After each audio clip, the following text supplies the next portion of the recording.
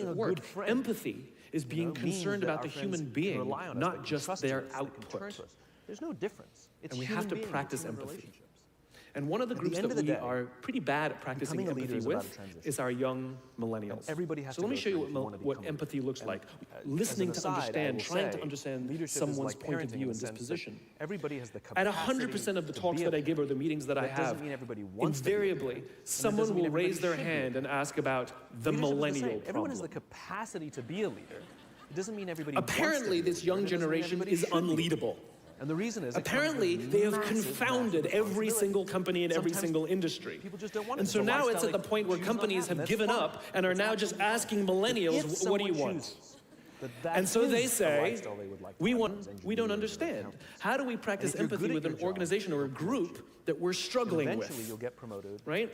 So we have to understand that it breaks down to 4 things. You used to do, but nobody teaches us how to do. I've broken it down into parenting, expect them to be good at leadership. Technology, it's as if we put somebody in front of the machine and demanded results, but never showed them how to Let's talk about parenting first. And so the reason we get managers, millennials have grown up, we get bad leaders. Of course, too many of them were told as they were growing up that they were special, that they can have whatever they want just because they want it. And the transition we have to they got medals for coming in last. They got participation medals, right? And the science on this is already good. We know that it devalues the feeling that somebody who works hard and comes in first place. And it actually makes the person who comes in last embarrassed because they know they don't deserve it. So it actually makes them feel worse. It actually doesn't help. What's your priority? There are a lot of kids who got into honors classes, not because they deserved it, but because their parents complained. And they got A's not because they earned them, but because the teachers didn't want to deal with someone's parents. Who will then impact your customer. Then those kids graduate and they start a job. And in an instant, they find out that they're not special. Leaders are responsible for the people. That you don't get anything just because you want it. For the people. You get nothing for coming in last. Get that and your parents cannot help you get a promotion. Get that chain right. And in an instant, their entire self-image is completely shattered. And then the people who in an instant, the way they view themselves is completely changed, turned on its head. And so what you find is that there's an entire generation growing up with lower self-esteem than previous generations. Remember, they have grown up in an Instagram, Facebook, Snapchat world in which they are very, very good at putting filters on everything. They're very, very good at curating how they want to be seen.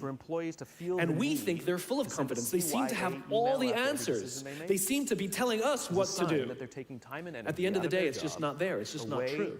It's just not true. Their confidence is a lot weaker than before. They don't know where they're coming from. They don't know where they're going. They're unsure of themselves, and they lack the courage to ask. We say things like, my door is always open, assuming that they have the courage is a sign that they're taking time and energy out of their day away from doing their job in order to protect themselves from their own leaders. That's what that is. There's a chemical in our body called dopamine.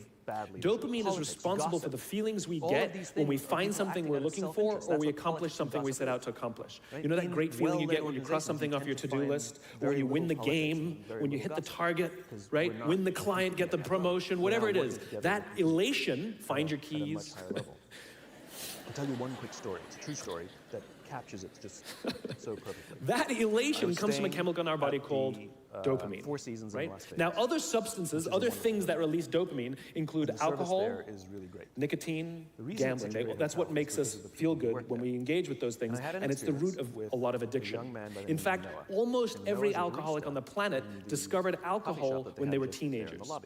You see, when we're very, very young, the only approval we need is approval from our parents.